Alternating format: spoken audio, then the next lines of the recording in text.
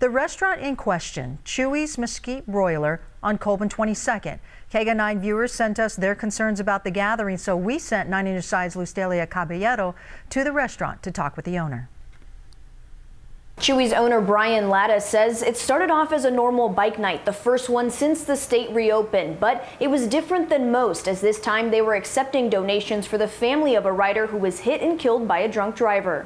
We were just doing our darndest to try to keep up, and I'll be the first to admit that we were unable to. It all started with a Facebook post inviting people to the first bike night. Within hours, the event had over 200 people interested in going. So I immediately went into damage control mode, so to speak, and extended my premise, got security fence to donate some fencing so we could close off the front parking lot. And the day of, Chuy's owner Brian Latta posted in part, "Understand we need to make the best attempt to keep this safe and in operating guidelines. Please come, drop off any donations." I had every employee on hand. We were temperature checking everybody who came in the door. I contacted 3 other locations to have as an outlet for people to be able to gather if we were too full. But when they opened their doors, there was a steady flow of people coming in and staying, many to pay tribute to 36-year-old Corey Troutman, known as Ammo Nashan to fellow riders. Officials say he was hit and killed by a drunk driver. It just took on a mind of its own,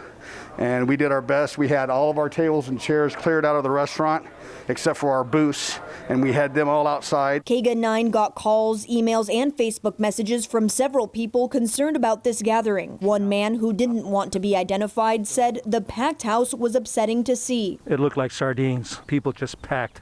So much so that the fence was bowing because of the weight of the people that were there. There was no control. I feel bad for the people working there because they had to be feeling overwhelmed. The Tucson Police Department also made an appearance, but not to shut them down. TPD was parked out back, spoke with them. They were just here really to protect our safety. And Councilman Steve Kozachik says there's a reason for that. I could call TPD and say, go on over to Chuy's or go on over to Dirtbags and start busting people. They have no enforcement authority under the guidelines that Ducey put out.